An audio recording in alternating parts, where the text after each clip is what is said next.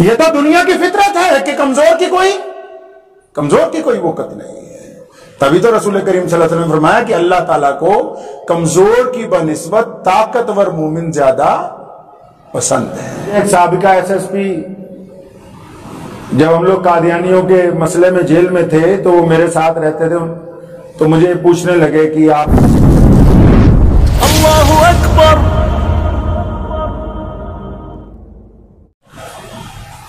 اسلام کی جو بنیاد محمد رسول اللہ صلی اللہ علیہ وسلم نے رکھی نا، وہ اس انداز سے رکھی ہے کہ اب قیامت تک آنے والی حکومتیں سازشیں کرتی رہیں گی، اسلام مخالف طاقتیں سازش کرتی رہیں گی، لیکن اس بنیاد کو کوئی ہلا نہیں سکے گا. آپ نے سنا ہوگا اکثر ہمارے ساتھی کہتے ہیں کہ ایمان بناؤ، ایمان کو مضبوط کرو، ایک دوسرے کو سمجھاتے ہیں. اب ایمان مضبوط کیسے ہوتا ہے؟ ایمان بنتا کیسے ہے؟ اور ایمان کی بنیاد پیارے نبی حضرت محمد رسول اللہ صلی اللہ علیہ وسلم نے کس چیز پر رکھی؟ وہ ہے کلمہ لا الہ الا اللہ. آپ پوری دنیا میں کسی مسجد میں چلے جائیں، اس کے ماتھے پر، کسی بھی مسجد میں پوری دنیا میں چلے جائیں تو اس کے ماتھے پر کون سا کلمہ لکھا ہوا ہے جی؟ کلمہ لا الہ الا اللہ محمد رسول اللہ. اب اتنا بڑا دین ہے، اربوں لوگ ہیں، الگ الگ زبانیں ہیں، رنگ ہیں، الگ الگ تہذیبیں ہیں جنہوں نے اسلام کو قبول کیا ہے. اور ہمارے دین کا پہلا کلمہ کیا ہے؟ لا الہ الا اللہ. اب کسی عالم کو پوچھئے کہ لا کا مطلب کیا ہوا، کہ اللہ کو مان لو، کہے گا نہیں، اس کا مطلب یہ نہیں ہے. لا کا مطلب کیا ہوا کہ نماز پڑھو، روزہ رکھو، حج کرو، زکات دو، نہیں، اس کا مطلب یہ نہیں نکلتا. جس کلمے کو کلمہ توحید کا نام دیا گیا اور اتنے بڑے دین کی بنیاد جس کے اوپر قائم کر دی گئی، اس کا پہلا لفظ جو ہے محمد رسول اللہ نے لا انتخاب کیا اللہ کے حکم سے.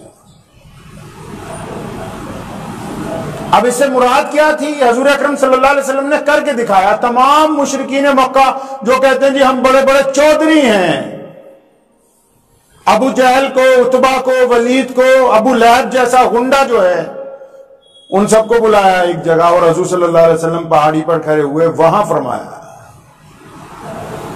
اور رسول اللہ صلی اللہ علیہ وسلم کے ساتھ کون ہے جی؟ ابو بکر ہیں؟ نہیں. عمر رضی اللہ تعالیٰ عنہ ہے؟ وہ بھی نہیں. اور عثمان رضی اللہ تعالیٰ عنہ یا علی مرتضیٰ ساتھ میں کھڑے؟ نہیں، وہ بھی دونوں نہیں ہیں. کیا آگے کوئی خالد ابن ولید جیسا جرنیل کھڑا ہے؟ نہیں. کیا ابو عبیدہ بن جراح جیسے لوگ وہ موجود ہیں رضی اللہ تعالیٰ عنہ؟ وہ بھی نہیں ہے. کیا بلال اور ابو ہریرہ رضی اللہ تعالیٰ عنہ جیسے جانثار ساتھ میں؟ نہیں، پتہ لگا وہ بھی نہیں ہے. کیا مسلمانوں کی ماں ام المومنین حضرت خدیجہ الکبریٰ ساتھ میں کھڑی ہیں؟ نہیں، وہ بھی نہیں ہے. حضور اکرم صلی اللہ علیہ وسلم تو تنہا ہے، دائیں بائیں آگے پیچھے کوئی بھی نہیں، سوائے اللہ کی ذات کے کوئی نہیں ہے. اور رسول اللہ صلی اللہ علیہ وسلم اس وقت کیا کر رہے ہیں؟ پہاڑ پہ کھڑے ہو کے تمام مشرکین کو بلا کے اسلام کی بنیاد رکھ رہے ہیں.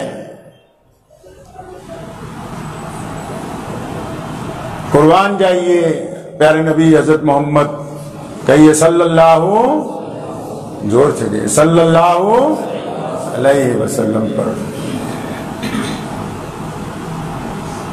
پہلے الفاظات یہ نہیں فرمائے کہ میں اللہ کی عبادت کرنے لگا ہوں، نہیں.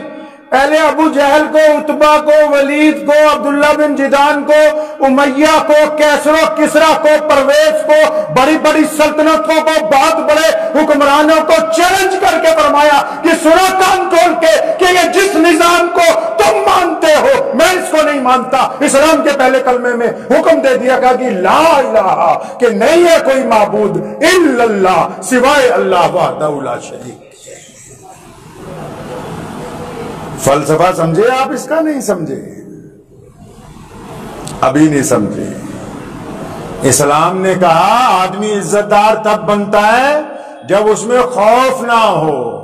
فرمایا کسی کو اس وقت عزتیں مل سکتی ہیں جب اس کے دل میں خوف نہ ہو، اس کے دل میں ڈر نہ ہو، وہ کسی کے ماتحت نہ ہو۔ انسان کا غلام تھا، لوگوں نے پیروں میں انسانوں کے بیڑیاں ڈالی ہوئی تھی، لوگوں کے چہرے داغے جاتے تھے، رنگ اور نسل کی وجہ سے ایک ساتھ بیٹھنا حرام تھا، ایک کنویں سے لوگ پانی نہیں پی سکتے تھے۔ رسول کریم نے پہلا اعلان کر دیا کہ نہیں، اب ڈرنے کی کسی سے ضرورت نہیں ہے، ہم پہلے بتا رہے ہیں کہ تمہارا نظام ہم نہیں مانتے، ہم ایک اللہ وحدہ لا شریک کی عبادت کریں گے۔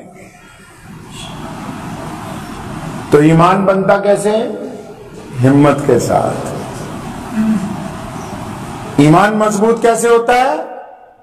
جرت کے ساتھ۔ رسول کریم صلی اللہ علیہ وسلم نے اسلام کی ایسی بنیاد رکھی، پتہ لگ گیا کہ جو بزدل ہوتا ہے وہ تو مسلمان ہوتا ہی نہیں ہے، وہ انصاری قریشی پٹھان تو ہو سکتا ہے، مسلمان نہیں ہو سکتا۔ حضور صلی اللہ علیہ وسلم نے جو صفت پیدا کی ہے نا انسانوں میں، آج بھی آپ کسی مسلمان کو اگر سڑک پر پڑے ہوئے کچھ روپے مل جائیں تو ان روپے کو اٹھانے کے بعد اس کے دل میں پہلا خیال یہ آئے گا کہ یہ حلال کے ہیں یا حرام کے ہیں۔ اسلام کی یہ صفات ہیں جو ان کے خون میں ڈال دی گئی ہیں۔ لوگوں نے پیسے کو سب کچھ سمجھا، محمد رسول اللہ نے پیسے سے بڑھ کر انسانی قدر و قیمتوں کو سب کچھ بنا دیا لوگوں کے درمیان۔ تبھی تو وجہ ہے نا، میں مانتا ہوں لوگوں نے اسلام پہ الزام لگایا کہ یہ تلوار کے زور سے پھیلا ہے، تلوار کے زور سے اسلام نہیں پھیلا، البتہ رسول اللہ صلی اللہ علیہ وسلم نے طاقتور ہونے کا حکم اس لیے دیا کہ آج بھی سماج میں دیکھ لو جو کمزور ہے ان کی تو سنتا ہی کوئی نہیں۔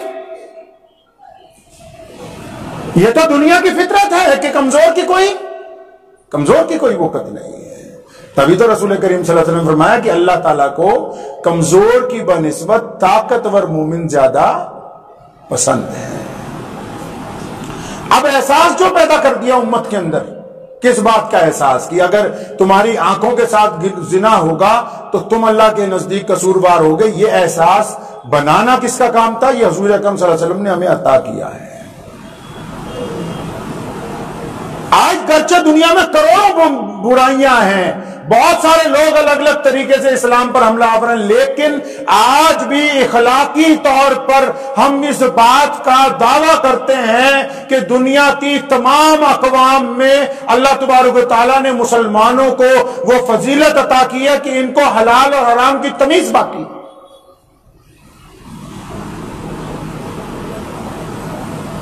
مجھے ایک سابقہ SSP، جب ہم لوگ قادیانیوں کے مسئلے میں جیل میں تھے تو وہ میرے ساتھ رہتے تھے، تو مجھے پوچھنے لگے کہ آپ لوگوں کا دین کیسا ہے؟ میں نے کہا ہمارا دین ایسا ہے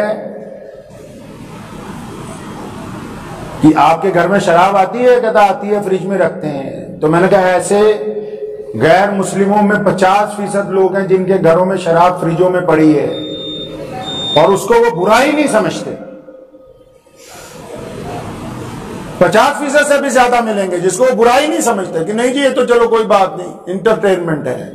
تو میں کہا اگر کوئی مسلمان شرابی بھی ہوگا نا تو وہ باہر پی کے آئے گا، اس کی آج تک اتنی ہمت نہیں ہوئی کہ وہ اپنی بیوی کو بولے کہ میں شراب لایا ہوں اور تم اس کو میرے ٹیبل کے اوپر لگا دو۔ یہ احساس، گناہ کا جو احساس امت کے اندر پیدا ہونا ہے، یہی سب سے بڑی بات ہے۔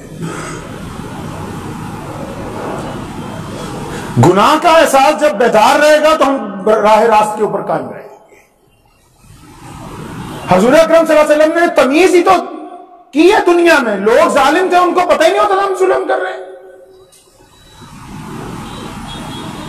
ابوبکر صدیق رضی اللہ تعالیٰ عنہ، حضرت عمر فاروق رضی اللہ تعالیٰ عنہ، شرجیل بن حسنہ رضی اللہ تعالیٰ عنہ، عبد الرحمن بن عوف، یہ وہ لوگ ہیں جو اربوں پتی تھے، اور جس دن رسول کریم نے کہا کہ غلام کوئی نہیں ہے آج کے بعد، غلاموں کو آزاد کرنا چاہیے، غلاموں کو اپنے برابر بٹھا کر کھانا کھلاؤ، غلاموں کو اپنی طرح لباس پہناؤ، غلاموں کو وہی چیز کھلاؤ جو تم کھاتے ہو۔ شرجیل بن حسنہ کہتے کہ میں نے اپنے غلاموں کو ساتھ دسترخوان پہ بٹھایا، کئی تو گھبرا گئے کہ لگتا آج ہمیں نوکری سے تو نہیں نکالنے والا۔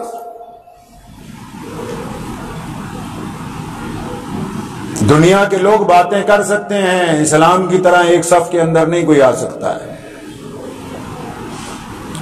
رسول کریم نے جب کہا نا کہ ہم انسانوں کا جھوٹا پاک کر دیا ہے، ایک دوسرے کا جھوٹا کھاؤ پیو، کوئی کالا نہیں ہے، کوئی گورا نہیں ہے، کوئی امیر نہیں ہے، कोई गरीब नहीं है। तो इस फलसफे को कौन रोक सकता है?